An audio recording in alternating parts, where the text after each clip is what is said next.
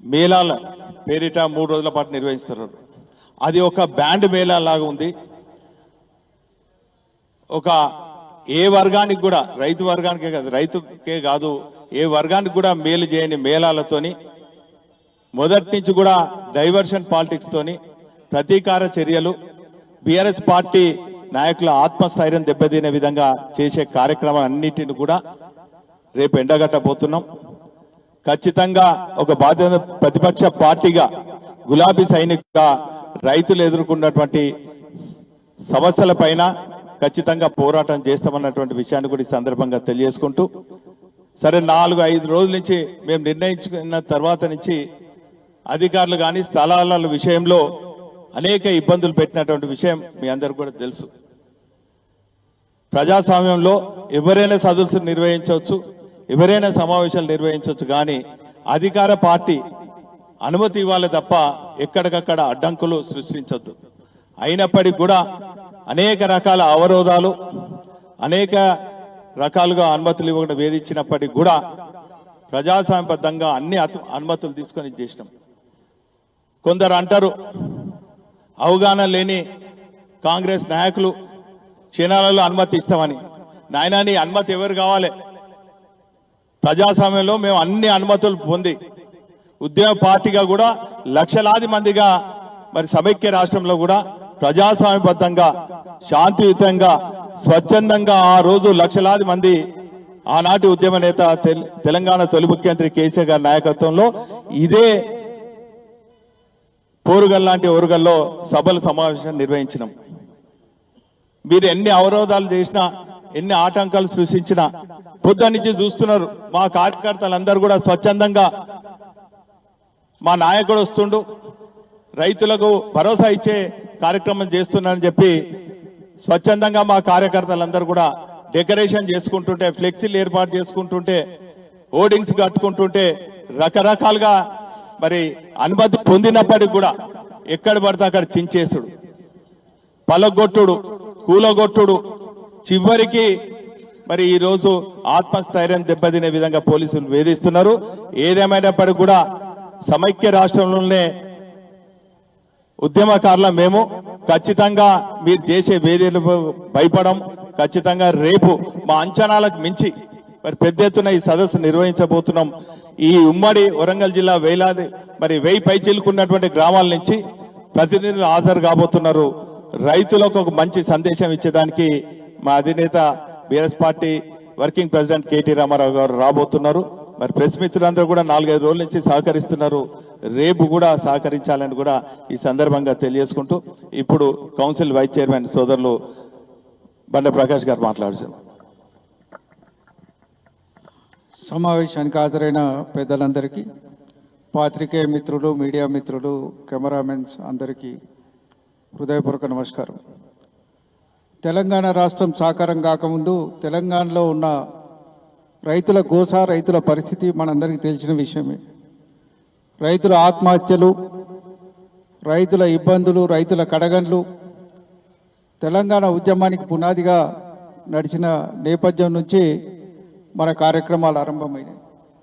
తెలంగాణ రాష్ట్రం సాకారమైన తర్వాత గౌరవ కేసీఆర్ గారు రైతు సమస్యల పరిష్కారానికి ఒక కీలకమైన ప్రాధాన్యత ఇచ్చి, ఎన్ని విషయాలు పక్కకున్నా రైతును సుభిక్షంగా ఉంటే తప్ప ఈ రాష్ట్రం సుభిక్షంగా ఉండదు అనే సంకల్పం కొద్దీ ఎక్కడో 64 లక్షల టన్నుల ధాన్యం ఉత్పత్తి ఉన్న తెలంగాణని 3 కోట్ల టన్నుల ధాన్యం ఉత్పత్తి వరకు తీసుకుపోయిన నేపథ్యం మీకు అందరికీ తెలిసిన విషయమే.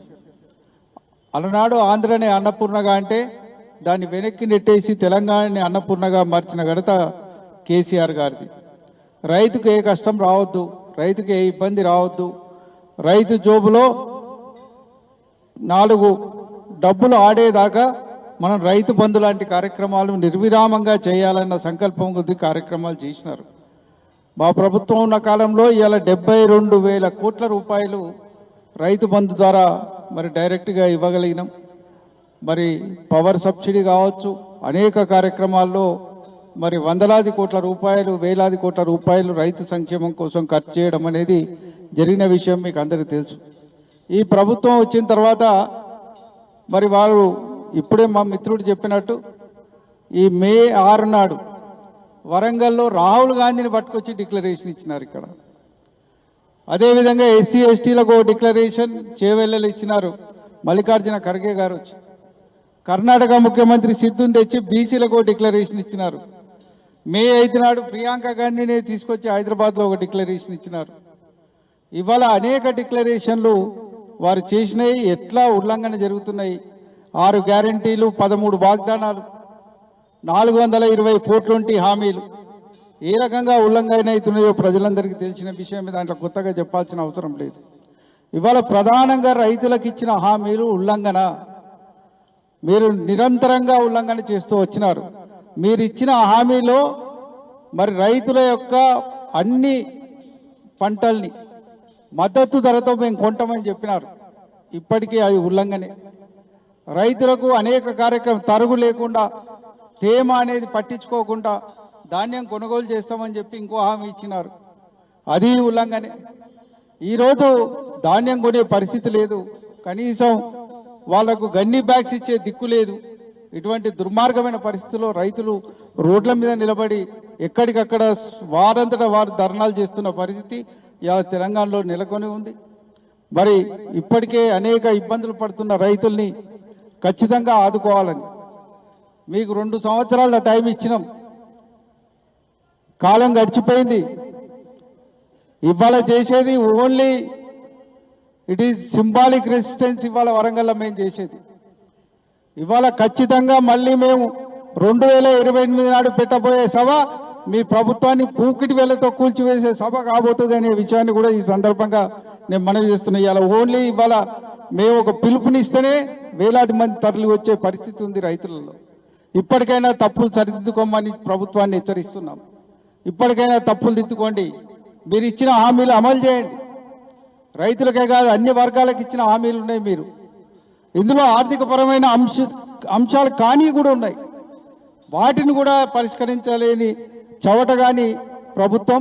మరి ఇప్పటికైనా దాన్ని సరిదిద్దుకోవాలని, ఇప్పటికైనా రైతుల పట్ల సరైన విధానాలతో ముందుకు రావాలని చెప్పి ఈ సందర్భంగా కోరుతూ, మరి వీటికి పోటీ మీటింగులు పెట్టడం, పోటీ మేళాలు నిర్వహించడం సమస్య పరిష్కారం కాదు.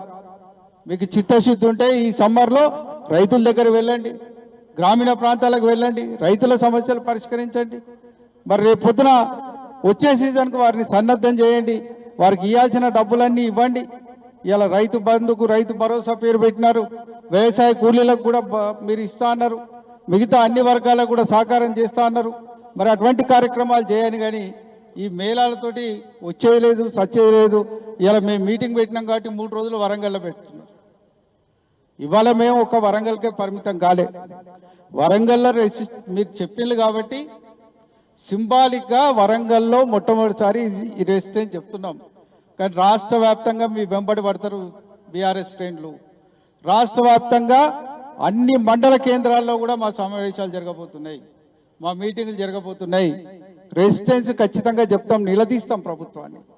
మే 5 నాడు హైదరాబాద్లో యోజనల విషయంలో కూడా నిలదీస్తున్నాం. రానున్న రోజుల్లో మీరు ఇచ్చిన అన్ని హామీలు ఎక్కడెక్కడైతే మీరు డిక్లరేషన్స్ ఇచ్చినారో అక్కడక్కడ మా బహిరంగ సభలు, బహిరంగ సమావేశాలు, ఆ వర్గాల ప్రజలతోటే మిమ్మల్ని నిలదీసే కార్యక్రమాలు కూడా చేయబోతున్నామని ఈ సందర్భంగా నేను మనవి చేస్తూ, ఖచ్చితంగా రేపు పొద్దున జరిగే మీటింగ్ అనేది ఒక వినూతనమైన పద్ధతిలో జరుగుతుంది. మేము ఇవాళ మా రామన్న లాస్ట్కు మాట్లాడతాం, రామన్న కంటే ముందు మేము వచ్చిన రైతులనే మాట్లాడమని కోరుతాం. మా వాళ్ళు కూడా మాట్లాడతారు, మా నాయకులు, కానీ రైతుల యొక్క ప్రతిస్పందన చూసిన తర్వాతనే అందరూ మాట్లాడతారు. రైతుల ప్రతిస్పందన, మీరు ఇచ్చిన హామీలు, వాటి మీద మా పార్టీ స్పందన మా నాయకుడు కేటీఆర్ గారు తెలియజేస్తారని ఈ సందర్భంగా తెలియజేస్తూ సెలవు తీసుకున్నారు. జై తెలంగాణ. ఇప్పుడు పెద్దలు మాజీ మంత్రివర్యులు ఎర్రబెల్లి దయాకర్ రావు గారు మాట్లాడారు. అందరు కూడా నమస్కారాలు.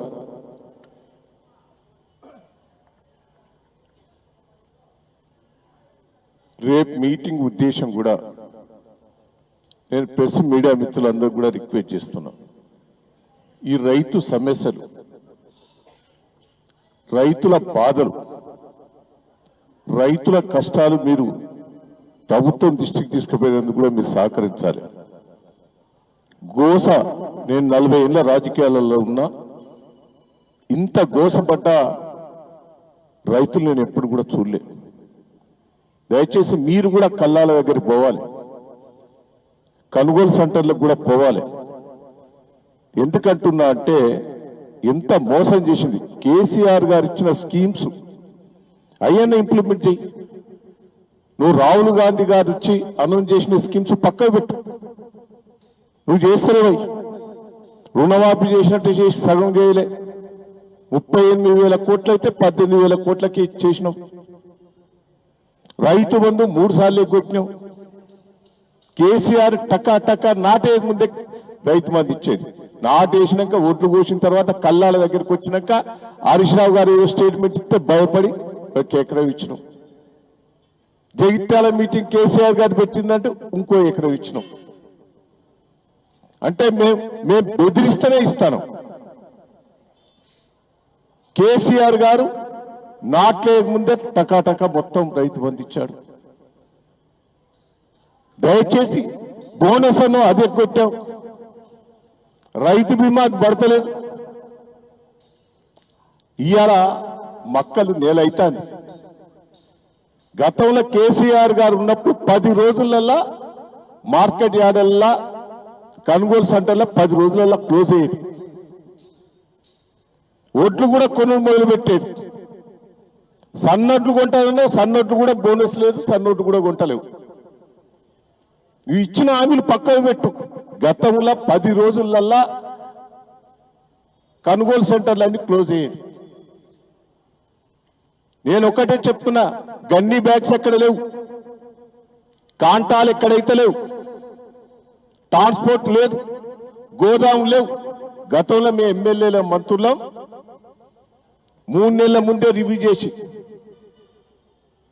ట్రాన్స్పోర్ట్, గోదాములు, గన్నీ బ్యాగ్స్ అడబెట్టి పంపించేది. గన్నీ బ్యాగ్స్ ఇప్పుడు ఒక్కొక్కటి 30 రూపాయలకు కొంటాను, రైతులకు కొనుక్కొస్తాను.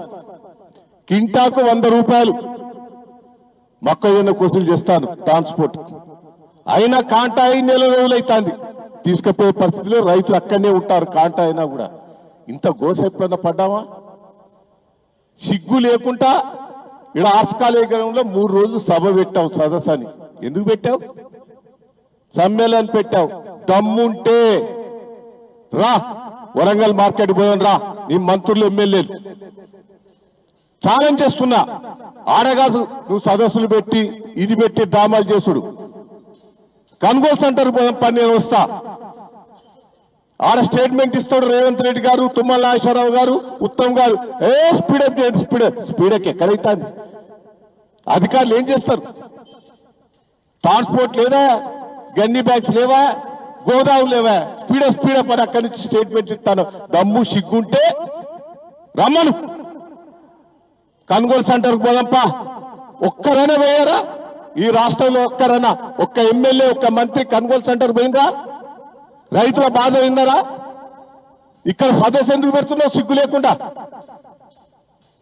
రైతుల గోస అయినండి, కొనుగోలు సెంటర్ పోండి, మేము వస్తాం. రైతులు తృప్తిగా ఉన్నదంటే మేమందరం కూడా ఈ దేనికంటే దానికి సిద్ధంగా ఉన్నామని కూడా ఈ సందర్భంగా తెలియజేస్తున్నాం. 6 నాడు కేటీఆర్ గారు వస్తాడు, రైతులలో స్పందన వచ్చింది. మేము వచ్చేటోళ్ళు కూడా కల్లాల దగ్గర పోయే వస్తాను. మా రైతులు, ఆ రైతులే వస్తాను, కొనుగోలు సెంటర్ దగ్గర పోతారు. అన్ని కూడా వాళ్ళ దగ్గర పోయి రైతుల అభిప్రాయం తీసుకొని ఇక్కడికి రైతులే వస్తాను. రేపు ఛాలెంజ్ చేస్తున్నాం. రేపటి వరకు మీరు స్పీడప్ చేయకపోతే రాష్ట్ర వ్యాప్తంగా ఉద్యమిస్తామని కూడా ఈ సందర్భంగా తెలియజేస్తున్నాం. Thank you. ఇప్పుడు గౌరవ మాజీ పార్లమెంట్ సభ్యులు పెద్దలు వినోద్ కుమార్ గారు మాట్లాడుతారు.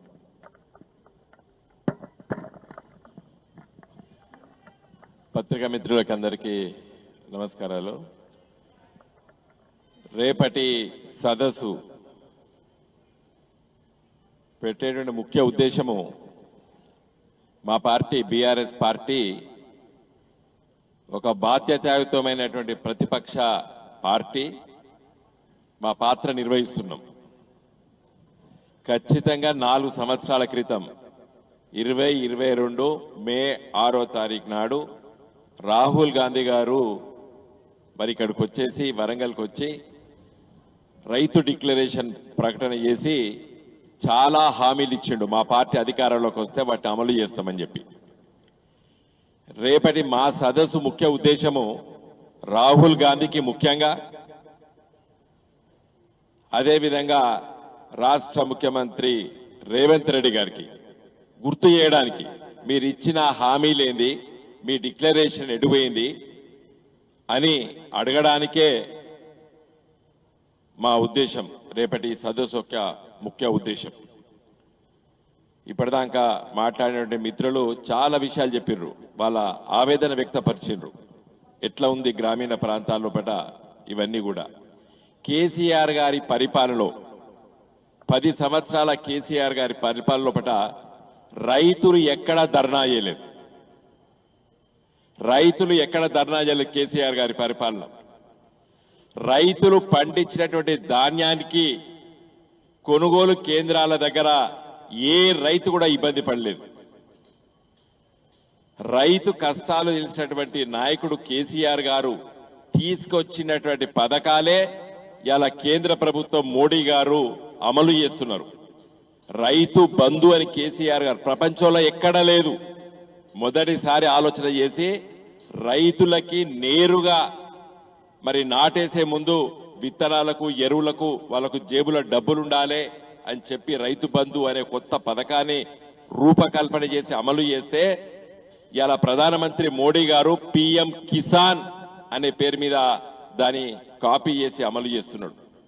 కేసీఆర్ గారు ప్రతి గ్రామీణ ప్రాంతాల్లో ప్రతి రైతు కుటుంబానికి మంచినీళ్లు ఇవ్వాలని చెప్పి మిషన్ భగీరథ మరి ఏర్పాటు చేస్తే ఇవాళ దేశవ్యాప్తంగా హర్ ఘర్ జల్ అని మోడీ గారు ఆ పథకాన్ని అమలు చేస్తున్నాడు. కేసీఆర్ గారు కాకతీయ మిషన్ పేరట గ్రామీణ ప్రాంతాల్లో పడ్డ రైతులకి చెరువుల్లో కుంటల్లో నీళ్లు ఉంటేనే వాళ్ళ బాయిలలో బోర్లలో నీళ్లు ఉంటాయని చెప్పి మిషన్ కాకతీయ ప్రకటన చేసి అమలు చేస్తే ఇలా దేశవ్యాప్తంగా రిస్టోరేషన్ ఆఫ్ వాటర్ బాడీస్ అని చెప్పి కేంద్ర ప్రభుత్వము ఇలా పథకం అమలు చేస్తుంది. అంటే రైతుల కష్టాల్ని, రైతుల బాధల్ని అవన్నీ కూడా ఆలోచన చేసి కేసీఆర్ గారి నాయకత్వాన 10 సంవత్సరాల పరిపాలనలో మరి అవన్నీ అమలు చేస్తాం. సరే, ప్రజాస్వామ్యంలో పట్ల ఓటర్ మహాశయులు కాంగ్రెస్ పార్టీకి అధికారం అప్పీపారు. చాలా హామీలు ఇచ్చారు. ఆ హామీలు ఒక్కటి కూడా నిలుపు దళ చేసుకోలేడానికి సిద్ధంగా లేడు రేవంత్ రెడ్డి, రాహుల్ గాంధీ. రేపటి సదస్సులో చాలా విషయాలు మరి కేటీ రామారావు గారు మాట్లాడతారు. ఈ సదస్సు యొక్క ముఖ్య ఉద్దేశం రాహుల్ గాంధీ గారు ప్రకటన చేసినటువంటి రైతు డిక్లరేషన్ ని ఈ సొయ్యి స్పృహ లేని రేవంత్ రెడ్డికి గుర్తు చేయడానికి మాత్రమే రేపటి సదస్సు. జై తెలంగాణ. Thank you. ఇప్పుడు ఇద్దరు ఎమ్మెల్సీలు ఉన్నారు.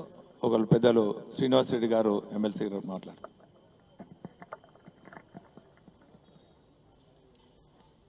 అందరికీ, పత్రికా మిత్రులందరికీ, వచ్చిన వారందరికీ కూడా పేరు పేరున నమస్కారాలు. రేపు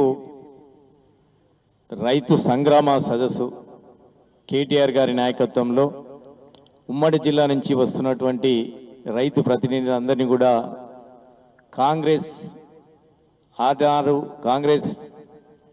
పార్టీ వరంగల్ రైతు డిక్లరేషన్ పేరిట ఎన్నో రకాలమైన హామీలు ఇచ్చి ఓట్లు దండుకొని ప్రభుత్వం వచ్చిన తర్వాత రేవంత్ రెడ్డి నాయకత్వంలో ఏ విధంగా రైతులను మోసం చేసిరన్న విషయం అందరికి తెలిసిందే.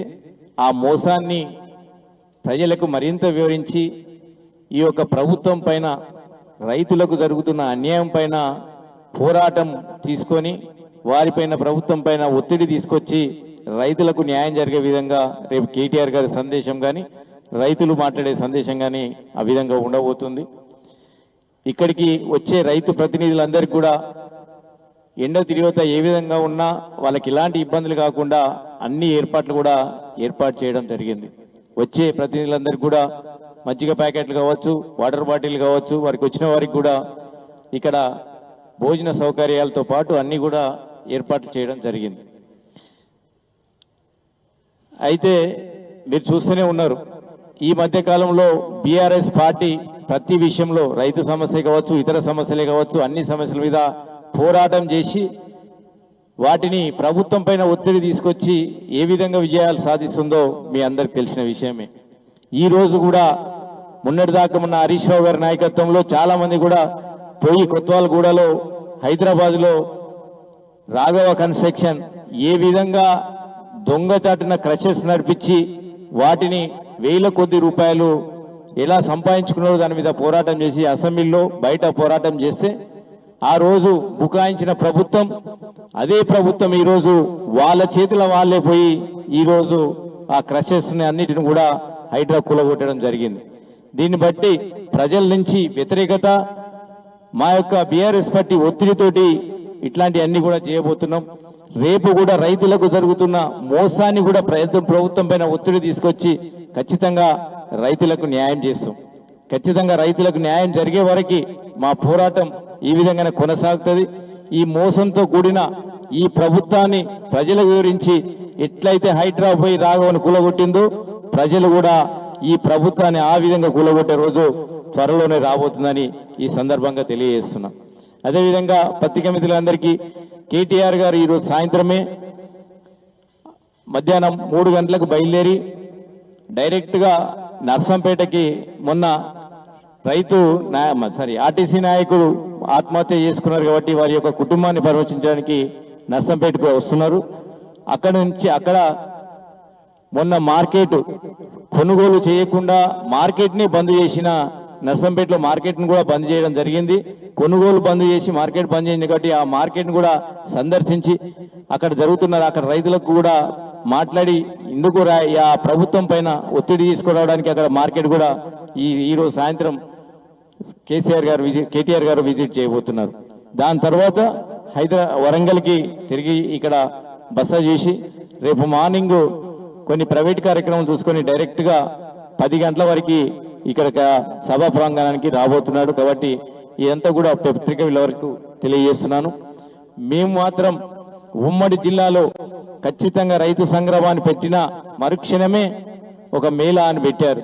ఎందుకనంటే వాళ్ళు మేళాన్ని పెట్టుకొని మనసులో మేళాన్ని పెట్టుకొని మాకు ఎక్కడ కూడా పర్మిషన్స్ ఇవ్వకుండా చేయాలనే ఉద్దేశంతో మా ప్రోగ్రాం అడ్డుకోవడం కోసం ఆర్ట్స్ కాలేజీలో ఎక్కడ పెడతామో, ఎక్కడ కేసీఆర్ సార్ తీసుకొచ్చి సభ పెడతామని భయానికి 5వ తారీఖు, 6వ తారీఖు, 7వ తారీఖు 3 తేదీలు కూడా బ్లాక్ చేసుకున్నారు. వాళ్ళు ఎంత భయం ఉందో వాళ్ళకి. రైతులు వచ్చి కేసీఆర్ వచ్చి ఎక్కడ నిలదీస్తారన్న భయంతో 3 రోజులు పెట్టుకొని భయంతో 3 రోజులు కూడా వాళ్ళు సదస్సు పెట్టుకున్నారు.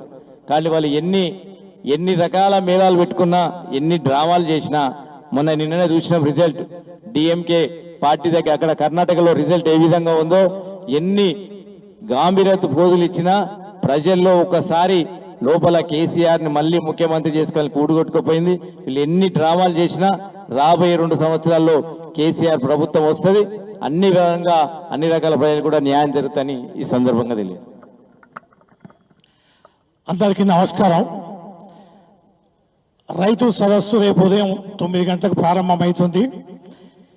ఏదైతే రైతు డిక్లరేషన్ ద్వారా కాంగ్రెస్ పార్టీ 2022లో హామీలను ఇచ్చిందో, డిక్లరేషన్లో ప్రకటించారో, అవన్నీ ప్రకటించకపోగా సాధారణంగా చేయాల్సిన పనులు కూడా ఈ ప్రభుత్వం చేయడం లేదు.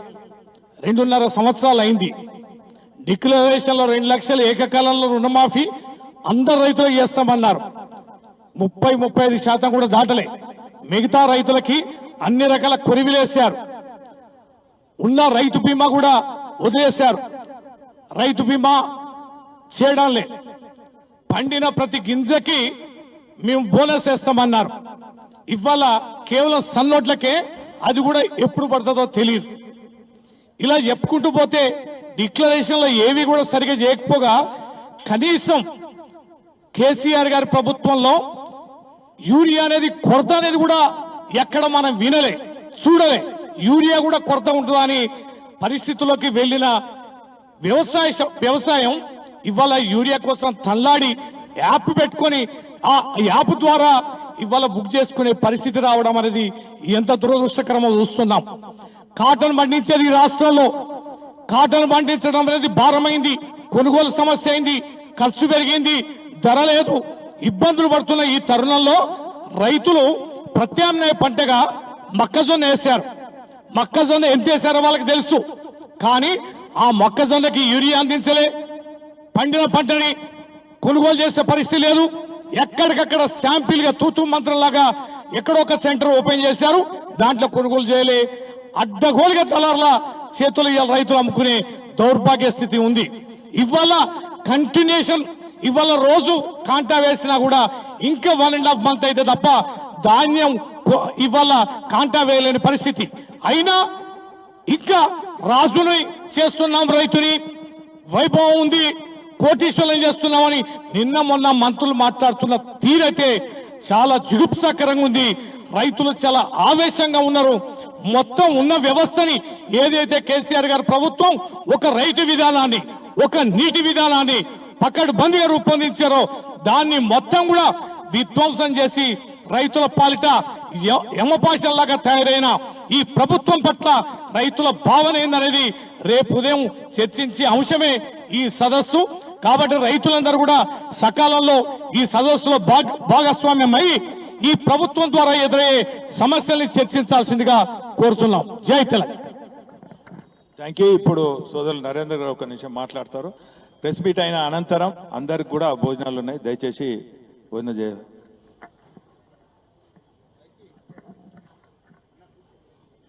కూర్చోండి. వేదిక మీద ఉన్నటువంటి పెద్దలు మాజీ మంత్రివర్యులు దయాకర్రావు గారికి, వేదిక మీద ఉన్నటువంటి ప్రణాళిక సంఘం వైస్ చైర్మన్ పెద్దలు వినోద్ కుమార్ గారికి, వేదిక మీద ఉన్న పెద్దలందరికీ పేరు పేరున నా హృదయపూర్వక నమస్కారాలు. ముఖ్యంగా రైతుల రుణమాఫీ విషయంలో కానీ, కూలీలకు మద్దతు తెలిపే 15,000 రూపాయల విషయంలో కానీ, రైతు పెట్టుబడి కానీ, రైతు బీమా కానీ ఎక్కడ కూడా ఇప్పుడున్నటువంటి ప్రభుత్వం మాట నిలబెట్టుకోలేదు. కాబట్టి రేపు ప్రధానంగా ఈ సభకు ప్రధానమైనటువంటి కారణం మాట నిలబెట్టుకోని కాంగ్రెస్ ప్రభుత్వం మీద మేము ప్రజా గొంతుకగా రేపు కేటీఆర్ గారు రాబోతున్నారు అనేది ప్రధాన అంశం. ఇది కాకుండా మాకున్నటువంటి సమాచారం, ఈరోజు రాత్రి పోలీసు వాళ్ళంతా ముఖ్య నాయకులందరినీ కూడా అరెస్ట్ చేసి రేపు సభను కొనసాగకుండా చేసే ప్రయత్నం ఒకటి కొనసాగిస్తున్నారు. కాబట్టి ఖచ్చితంగా చెప్తున్నాం, మీకు చేతనైతే ధైర్యం ఉంటే మీ కాంగ్రెస్ మేలానా లేకుంటే మా రైతు సంగ్రామమా అన్నది తేల్చుకోండి.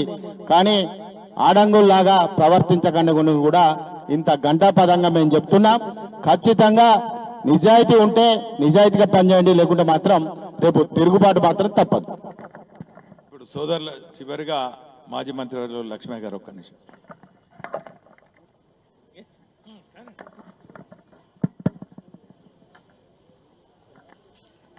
చిరకాల మిత్రులందరికీ, మీడియా మిత్రులకు నమస్కారాలు. వేదిక పైనున్న ఇతర బీఆర్ఎస్ పార్టీ నాయకులకు, రేపటి సంగ్రామాన్ని చరిత్రలో నిలిచే విధంగా ముందు పెట్టడానికి కృషి చేస్తున్నటువంటి అందరికీ కూడా నా వంతు ధన్యవాదాలతో పాటు నమస్కారాలు తెలియజేస్తాను. ఇక్కడ ఒకటి గుర్తుంచుకోవాల్సిన అవసరం, దేశం, తెలంగాణ రాష్ట్రం, వ్యవసాయం, వ్యవసాయం, రాష్ట్రం, దేశం. వ్యవసాయాన్ని పూర్తిగా అర్థం చేసుకున్న రాజకీయ పార్టీలు కానీ, రాజకీయ నాయకులు కానీ ఎవరున్నారో గుర్తించాల్సిన అవసరం ఉందని ఖచ్చితంగా చెప్పాల్సిన బాధ్యత ఉంది. ఇక్కడ స్వాతంత్రం వచ్చినాడు వ్యవసాయం మీద 79-80% మంది ఆధారపడ్డారు. అది కొద్ది కొద్దిగా తగ్గుతూ ఇప్పుడు 46-49% మంది వ్యవసాయం మీద ఆధారపడ్డారు. వ్యవసాయం మీద ఇంతమంది ఆధారపడితే దేశం యొక్క అభివృద్ధి కానీ, సమాజం యొక్క అభివృద్ధి కానీ, ప్రజల యొక్క శ్రేయస్సు కానీ, మెజారిటీ ప్రజల శ్రేయస్సును గుర్తించకుండా ఉంటే అది రాజకీయం అవుతుందా? అది పరిపాలన అవుతుందా? అది నాయకుడు అవుతాడా? ఈ ప్రశ్న వేయాల్సిన అవసరం ఉంది. అందుకే కేసీఆర్ గారికి వ్యవసాయానికి అవినాభావ సంబంధం ఏర్పడ్డది, ఉన్నది, అవగాహన వచ్చింది. అందుకే దేశంలో, ప్రపంచంలో ఎక్కడా లేని విధంగా రైతు బంధు కార్యక్రమం తీసుకొచ్చారు.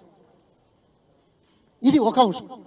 మిగతా అంశాలు నేను చెప్పేది ఏంటంటే అటువంటి ఆలోచన కలిగిన వ్యక్తి చేసిన దాన్ని కొనసాగింపుగా చేయాల్సిన పని కాకుండా ఇంకా పెద్దగా చేస్తామని చెప్పిన వాళ్ళు, రాహుల్ గాంధీ లాంటి జాతీయ నాయకుడిని తీసుకొచ్చి హామీలు ఇప్పించిన చరిత్ర ఉంటే అయ్యా ఇందులో ఎంతమంది సాక్షులు నాకు తెలియదు, కానీ నేను ఆ సమావేశంలో ఉన్నాను. నేను సాక్షిని. ఏం మాట్లాడారు మీ మిత్రులకు తెలియంది కాదు. నేను సాక్షిగా చెప్తూ రాజకీయ పార్టీల గురించి మాట్లాడుతూ కేసీఆర్ వ్యక్తిత్వం గురించి మాట్లాడుతూ వ్యవసాయం గురించి చేయడానికి చేసిన చర్యలో చేస్తున్నారు. ఇవాళ దేశంలో పెట్టుబడిదారులకు చాలా రాయితీలు ఇస్తున్నారు. అత్యధిక శాతం ఉన్న వ్యవసాయ రంగానికి తక్కువ రాయితీలు ఇస్తున్నారు. ఇటువంటిది గుర్తించాల్సిన అవసరాన్ని గుర్తించే మరి కేసీఆర్ గారు ఇంత పెద్ద ఎత్తున తీసుకున్న అనేక కార్యక్రమాలను ముందుకు తీసుకుపోవడానికి, జనంలోకి తీసుకెళ్లడానికి, ఇది కొనసాగించే విధంగా, పరిపాలన అంటే ఇది అని చెప్పే విధంగా, శ్రేయస్సు అంటే ఇది అని చెప్పే విధంగా చేయాల్సిన బాధ్యతను భుజాల మీద తీసుకున్నటువంటి మన నాయకులందరికీ కూడా ప్రత్యేకంగా ధన్యవాదాలు చేస్తాను. ఇంకా చాలా విషయాలు ఉన్నాయి, మాట్లాడతాం. మనదేమో సంగ్రామం దేనికి? దృష్టింది మరల్చడానికి ప్రభుత్వాలు కానీ రాజకీయ పార్టీలు కానీ. మేళా అంటే ఏంటండి? మేళా అంటే ఏమంటారు? మేళా నాకు అర్థమవుతలేదు. ఇది మాత్రం బాగా అర్థమైంది. కేసీఆర్ గారు చేస్తున్న కార్యక్రమం పూర్తి స్థాయిలో అర్థం చేసుకోవడానికి చేసే ప్రయత్నం చేస్తే మంచిదని నేను విన్నవించుకుంటూ ముగిస్తాను. ఇంకా చాలా విషయాలనే మాట్లాడుతాను.